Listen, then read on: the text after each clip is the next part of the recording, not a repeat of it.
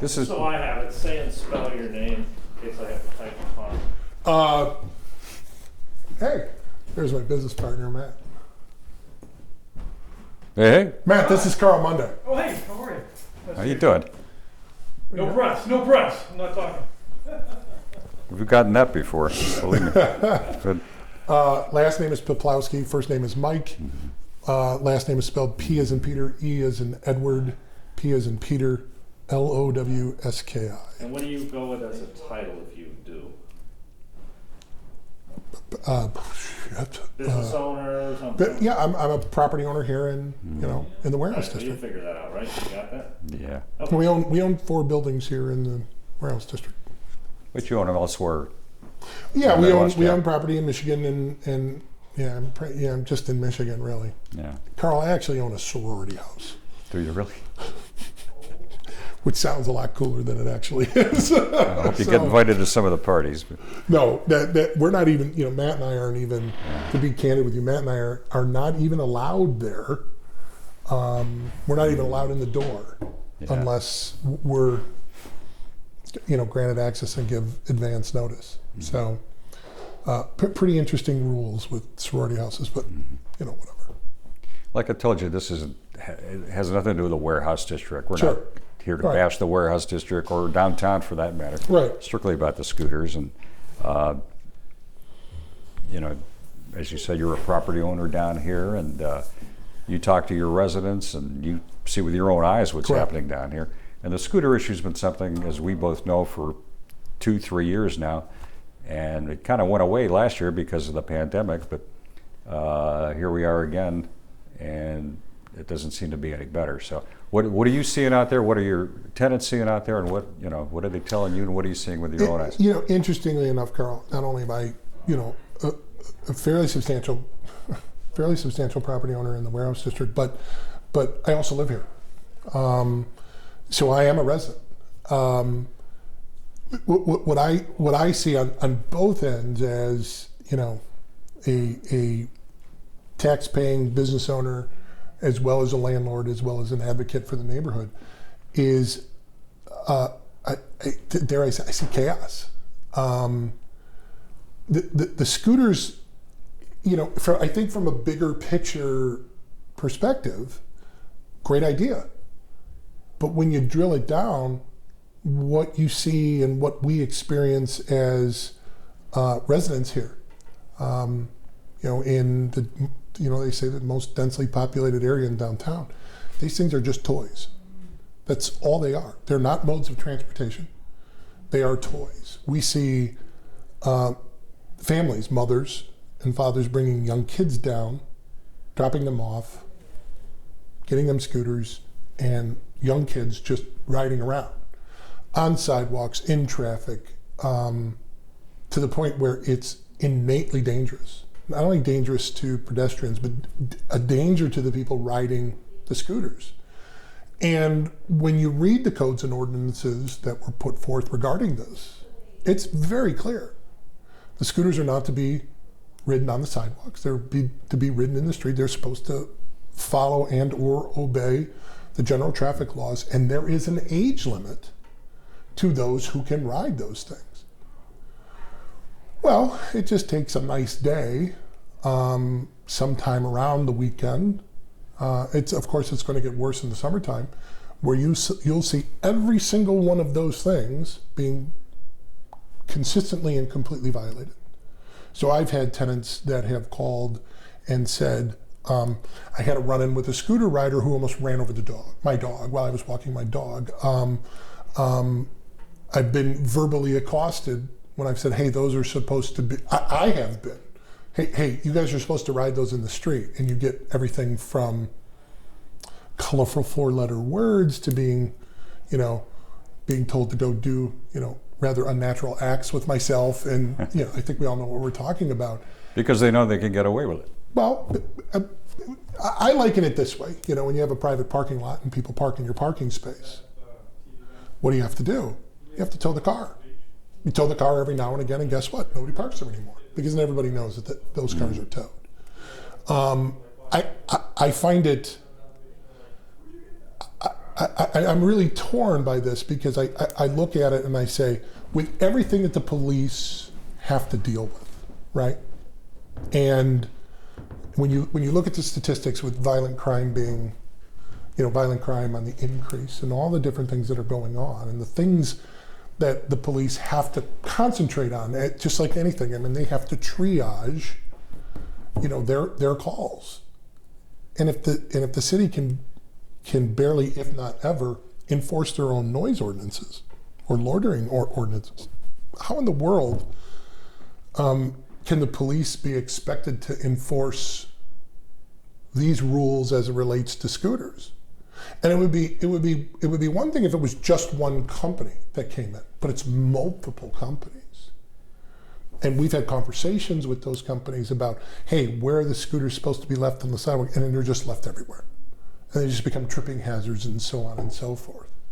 And I don't see, I do not see how this could possibly benefit the city. I could see how it would benefit the scooter companies and benefit those who, treat these things as toys. Yeah, it's great. It's like an amusement park down here. But there's people who live here, pedestrians on the street, so on and so forth. I don't see any good that's ever come out of it. Even to the point where traffic gets blocked. And, I think I've shared with you videos of young kids who have absolutely no business being on those things, who are not residents down here, who are not using those as, transportation, but are using them as, joyrides. That's not the intent. I know that wasn't the intent of the reason why those things were supposed to be here. Yeah, I get it. Green city, green this, green that. Fantastic. The other part of this too, which I found very interesting, is as a property owner, we are responsible. But this is something that we live with all the time. We are responsible for the care and maintenance of the sidewalks. So let's extrapolate this out. It's a little bit ridiculous, but this is real. We have to deal with this all the time. We have numerous slip and falls and that result in lawsuits against us. I don't want to say often, but it happens. Are they legitimate? No. Do we have to deal with them? Yes. So when you think about a motorized vehicle on a sidewalk in front of a property that we own, we now retain a certain amount of liability for the safety of the pedestrians that are on the street. Well, what happens when, here's a question that I've asked that I have yet to get an answer to. What happens when somebody, crashes one of those things and gets really hurt, breaks a leg, or injures somebody else, or dare I say, kills themselves or kills somebody else? You can be rest assured that, the Ted Misneys of the world, when they sue, they're going to sue everybody, including me. It's a fact that we have to live with. And moreover, we had to adjust our insurance policies to cover the sidewalk because of this. So the scooters coming downtown, right, and the companies who have indemnified the city as it relates to lawsuits have never indemnified the people who, in all actuality, are going to take on the lion's share of the responsibility and liability, which are the property owners, because of the lack of enforcement of where those scooters are supposed to be ridden. And then therefore it ends up costing us more money. So I say, in really kind of snarky terms, where's our cut? I mean, if scooters can be ridden on the sidewalks and we're responsible for the sidewalks, and you're paying to ride the scooter, where's our cut? How do I mitigate my increased insurance costs because of all of this? And you ask these questions, and people roll their eyes and so on and so on. I get it. Increases the cost of doing business. You got to pass it along to your tenants. But it's real. It's a real thing. Yeah. And this is something, as a business owner. I mean, we own or are responsible for about a mile worth of city sidewalks. This is a real thing.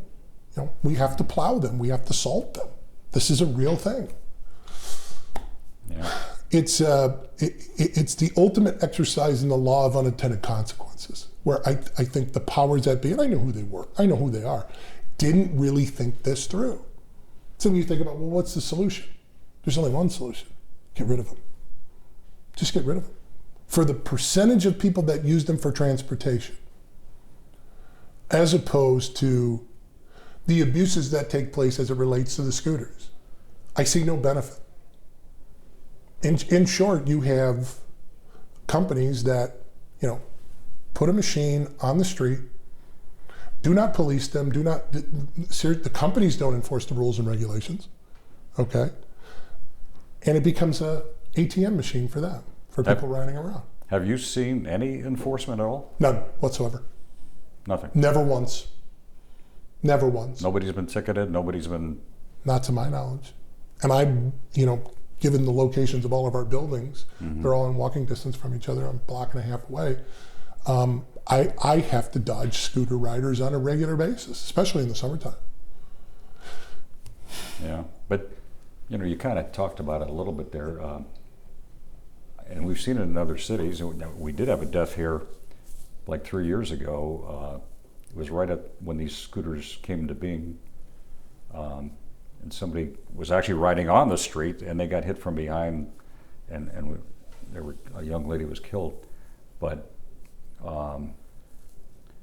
what is your concern in terms of safety? What do you fear could happen if they don't start monitoring this more closely, or? I feel it's just a simple law of averages. I don't fear what could happen. I'm pointing to what will happen. There will be more deaths, more injuries because of this. I mean, those things go 15 miles an hour. Nobody's wearing a helmet. You're just standing on them. You have no idea whether the brakes work or whatnot. And if you're weaving in and out of pedestrian traffic, sooner or later, and probably sooner, people are going to get injured and hurt. It's going to happen. And unfortunately, the city of Cleveland is not set up to have these scooters ridden in the street. There's no bike lanes. I mean, there's bus lanes, but there's no bike lanes. And you have a scooter such as that weaving in and out of traffic, and I've seen it happen. It's only a matter of time. Mm-hmm. It's only a matter of time. Yeah, and I don't know what the cost to benefit analysis is on that, or the actuary calculations that the scooter companies use. But I think it's incredibly unfair that we, as residents and as business owners, have to put up with this and deal with this without any. Ultimately, I think the enforcement should come from the scooter companies. I don't think it's fair to put the sole burden of all of this on a police force that's already overtaxed, that's already, inundated with things that are far more important than a bunch of idiot kids riding a scooter on a sidewalk. That just doesn't make any sense. So the only solution that I see, get rid of them. And there are, and I studied this, there are mechanisms so the city can, pull the licenses from it. Just don't issue the new license. Get them out of here. How hard is that? Is it really, when you think about it, were we okay before they arrived? Yeah. Cleveland's a very walkable city. RTA has the Green Line and buses that you can jump on it. It's just not necessary. And you're saying most of the people, or a lot of the people you see riding these, they're not from downtown, right? They don't live down here, right? No. Or work down here? No. I would say out of the people that I see riding the scooters, those who live here is a factor. Probably I would say 1 out of every 15 to 16 people that I see riding those scooters, I could tell live down here. They're either wearing a suit and tie, or they're traveling the way that they should be traveling, which is in the street. But when you see young kids of high school age and other people. Yeah, in fact, we got them on video. I saw one kid, he had to be like 8 or 10 years old riding one of those. Right, and that's clearly a violation from the rules and regulations as it relates to, the scooter companies. I've seen parents come down and activate scooters with their phones so their kids could ride, so their kids could ride it. I scratch my head. Yeah, we've seen that. And we've seen parents riding with their kids on them. We've seen two adults riding on them. Yeah, seen that too. The other day, I saw one guy riding one and holding another one on the side. I don't know where he was taking it, maybe for somebody else to ride, but he's riding two. Right. He's operating two bikes at one time. Right. I see them running red lights. Oh, sure. I mean, you know, Yeah. you're supposed to obey the normal traffic laws for a motorized vehicle, and that's not occurring on a regular basis. That's not occurring. And the interesting thing is, I would be very interested to know, in a perfect world, should the police be able to issue tickets? What's the mechanism for them to issue a ticket? Is it a moving violation related to a car or a motorcycle that has a license plate and a registration to it, and someone having a license? I don't think so. I think if you were going to enforce this, I think a whole new set of rules, regulations, tickets, documentation, and everything else would need to be produced, which is probably one of the fundamental reasons why the police don't enforce it. Yeah, there is an ordinance that covers it, but it's very broad. And then there's a state ordinance as well that the governor signed into law. But I don't know. I asked for a copy of every ticket that's been written, and they haven't gotten back to me yet. Well, I would imagine that they're probably, if there is any, you could probably count them on two hands. I just don't see how this can be enforced. And you know, interestingly enough, you know, these scooters have a tremendous amount of range to them, that, you know, that they are able to go, you know, multiple miles in multiple directions. And from what I've been told, those scooters are supposed to be, you know, because they're controlled via GPS and so on and so forth, those are supposed to be shut off at a certain time at night. But they do not get shut off if someone's actually riding them. So if somebody's on the scooter after that, call it a curfew or deadline time, the scooter will actually continue until somebody actually gets off the scooter. What happened to the earlier curfew we had down here? Remember, Well, I think that's probably gone the way of the dodo bird. I mean, I think it's, yet again, as you know, a bunch of concerned residents and business owners, I think that's something that we would, again, have to bring up with the city, and then pull the scooter companies in, and then have them do what they call geofencing, so this doesn't happen. You know, they're not able to be ridden in the warehouse district. But the interesting thing about a GPS system, it's not, you know, a normal GPS system isn't as accurate. I mean, military grade stuff is, it's accurate to a foot, but a store-bought GPS system, 20, 30 feet in terms of the radius of where it tells you where you are. I mean, even I know that. So geofencing scooters so they can't go on sidewalks and have to stay in the street, those machines don't have that capability. have you personally spoken to anybody at City Hall, anybody in the local government about any of it? Absolutely. And what was your response? Well, we'll look into that. Thank you for your concern. The police should be monitoring this. It was the classic pass the buck. And then I suggested, look, you know, understanding the two-step that's going on, I said, can we please just not reissue the licenses so we don't have to deal with this problem anymore? And that was met with resistance. I don't know why. Can you tell me who you were speaking to? I could. I'd rather not. I'll tell you off camera. I can guess who it was, but Okay. Well, you're a smart guy. I'll let you figure it out. Have you ridden this scooter? I am 6 feet 11 inches tall. I'm smart enough. I stopped riding a motorcycle a long time ago. I'm smart enough not to get on one of those things. Age and, you know, the fear of injury has brought wisdom in my life. I have no need for them, and I don't. You know, I have employees and a lot of residents that, you know, I know personally. I know they don't ride them either. Occasionally, but yeah, we Well, I told you we interviewed this attorney yesterday. She's got a client. Client didn't want to go on camera, but yeah, they've got a sudden braking thing with some of these where the brakes engage without warning. She flew over the handlebars and she suffered some pretty serious injuries as a I result. can imagine. I mean, you liken it, if you're going 15 miles an hour in a car and you hit a tree, you're going to get hurt. You're going to get hurt, even if you're in a car. Even if you're wearing a seatbelt, it's going to hurt. I couldn't imagine going that fast on a scooter that you're standing on and abruptly coming to a stop. Yeah, you're going to go, pardon my French, ass over tea kettle. And there's going to be road rash and injuries and bruises and stuff like that. They're dangerous things.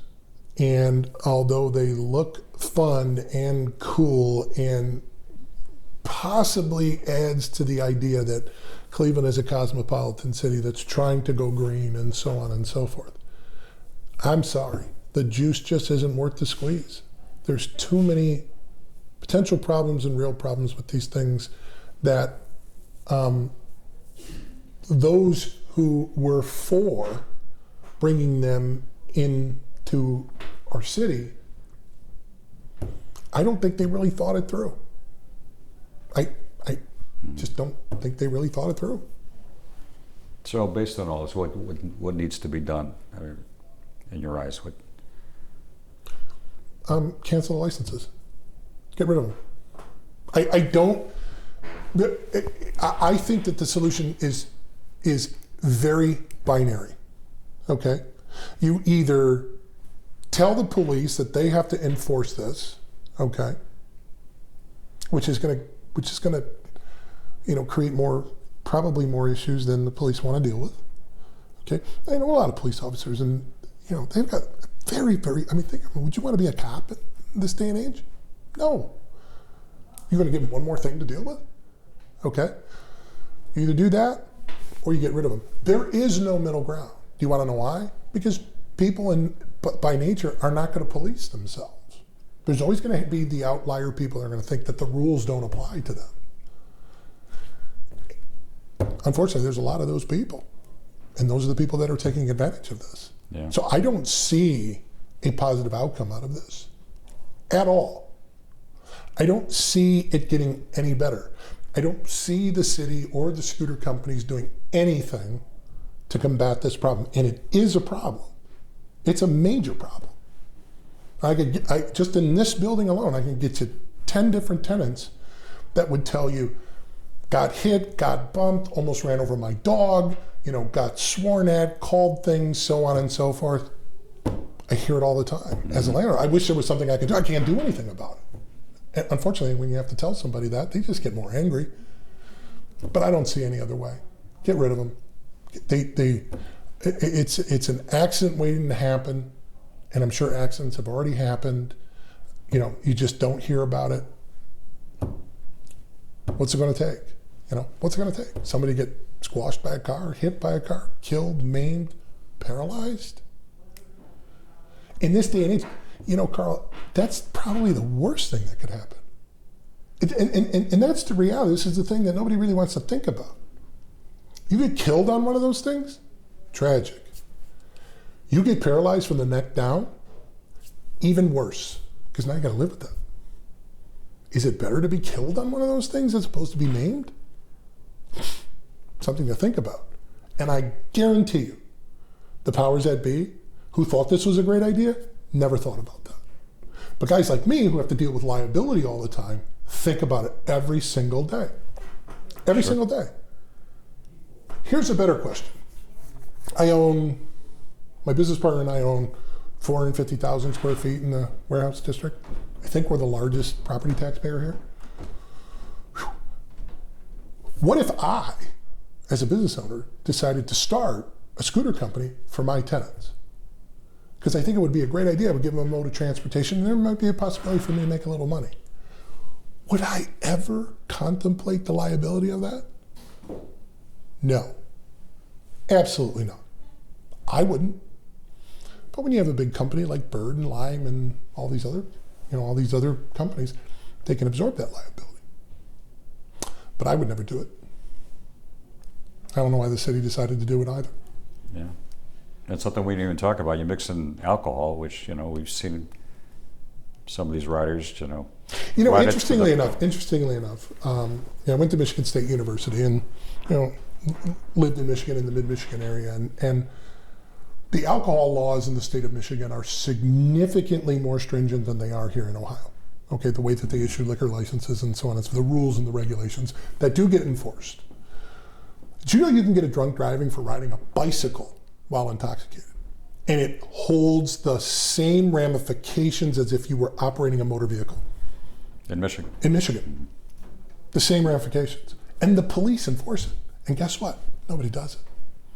Because you hear about this story, my buddy, he was driving home from a tailgate and he was riding his bike and he was smashed and the police stopped him and gave him a drunk driving ticket. Which is, a $10,000, but for all intents and purposes, a $10,000 fine. And black marks on your record, and you lose your license, your driver's license, and everything else. Now, do you see that happening here in Cleveland? I don't. But if it did, we're not having this conversation. But is that something you want to implement with the police? Is that something the police are going to actually do? Given the state of the judges and what judges do and do not do and their discretion and everything else like that? Boy, Carl, I don't know. It just seems to me at times in this city, yeah, there's rules. Nobody really follows them.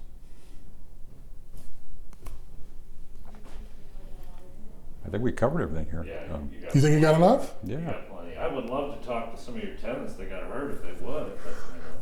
Well, they didn't necessarily get hurt, though, right? They But just. either No, way, they just were annoyed by it. look, I remember there were. I can tell you this, of course. I don't know if you want to put. I'm going to use a bunch of swear words here, but there was a mother and a father right on the corner of West 6th and St. Clair, right out in front of the old XL, and they had 3 little kids. And I'm telling you, little kids, 5, 6, 7 years old, where they're holding the handlebars like this, and the parents are activating them. And I went to the father and I go, "Do you know you're not supposed to do that? Do you know there's an age limit to ride those things?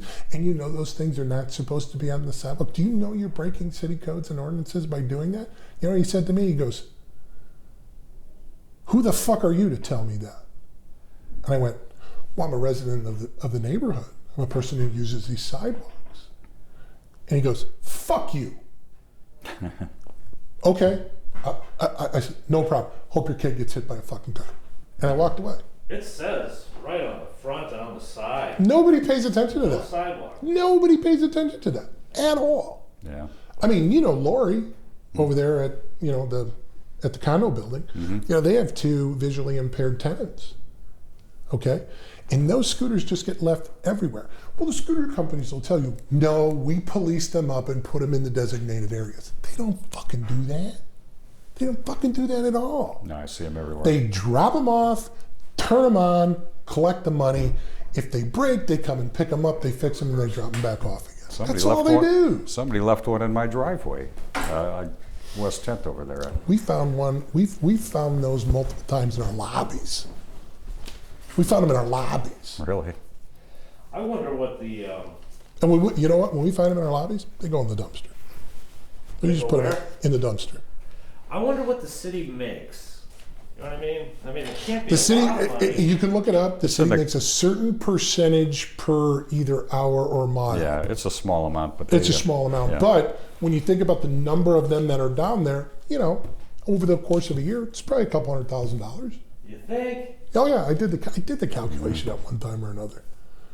I mean, you can reverse engineer this and figure the math out. It's not that hard, but it's just, Carl. It's a fucking shit show. Coupled with I mean, come on, let's be real. Barley House violates every single COVID rule on the planet. All the noise ordinances that you could possibly imagine. This is factual. Just say it neutrally. This is factual. This is what happened. The city and the police, and they go and they write tickets. Then they go to the judge. They just said, "Well, you wrote the ticket wrong." Out the door it goes. Or they're going to lose their liquor license, and Barley House finds a judge somewhere that puts a stay on all of that. So when you sit there and you say, wait a second, we have rules and regulations that normal responsible citizens are supposed to follow. I know we do. I mean, probably to our detriment, you know? Building permits, can't do this, can't do that, you know, always talking to city inspectors, always talking to the fire department. The amount of liability that we carry in these buildings, I mean, you know, fuck, fire, burn the fuck, let it burn down. Just everybody get out alive. That's all I care about. Don't want anybody to get hurt, right? Because we assume that liability. I think about it all the time. And then you think about what some of these places do. I mean, it took me forever to get, you know, the folks at Ivy and Dive Bar to comply with noise and work through it and spend a little bit of money. Now we don't have those issues. Now we got issues with crowds out in front because they're still at limited capacity. If we're not at limited capacity, we don't have those crowds. But man, you know, Carl, look, Sherwin-Williams is building a $500 million world headquarters down the street. I mean, this is going to change no matter what. Yeah. Because you want to know why? They're going to be carrying the biggest stick in the neighborhood. Oh yeah. I can't wait till they come. I can't wait. I am a cheerleader for business. And believe it or not, if the scooter companies were doing things the way that they should be doing, I'd be a cheerleader for them. But they're not. And they know they're not. And at the end of the day, they don't care. They don't care. Nah. Doesn't matter to them. What matters to them is the almighty dollar. I'm in business to make a profit. But I don't make a profit at the expense of everyone else's profit, safety, and or liability. I will not do that. And Matt and I have never made a decision solely based on money, ever. We'll get there, slow and steady. We're successful guys, everything's fine. Yep, we'll take our lumps. We know there's issues, but this is just, look, if the city can't, or how about this? If you can't enforce the COVID rules, if you can't enforce noise rules, when the fuck are you going to enforce scooter rules? Bet you the police look at this and they laugh. Plus, you know, the police generally are not allowed to chase even a vehicle without permission. So how are they going to chase a scooter? Here's a better question. What about all the dirt bike riders and the four-wheel riders and everything else like that? I've been doing. But I did stories on those 5 years ago. We did, you know, we did the early stories about the mayor's grandson involved in that whole scooter thing, and in the dirt bike in the dirt bikes. You want to talk about dangerous? That's way more dangerous than the scooter thing. And they were still down. My wife said she saw them the other day. Oh yeah, they still do it. Because she works at Heinen's, and she saw them going by Heinen's the whole. What I want to do is I'm going to take it when those guys are doing that and they're on the sidewalk. I want to take a broomstick and throw it right in the middle of the spokes, make them go head over heels. Yeah. And the funny thing is, I used to ride a motorcycle. I loved it until I got in a pretty bad accident. I live in the suburbs on the east side, and they come up from East Cleveland and just ride right through yards and streets. Yeah. They don't care. I got- We're talking suburbs. I got hit head on by a motorcyclist on Canal Road, Oh, and it was right around the curve between Granger Road and what's that, East 71st or Warner or something. And he never saw me try to pass a truck, hit me head on, and he flew over the handlebars, over the car. And Was you killed? my daughter was like 6 months old. She's in the back seat, her lips bleeding because she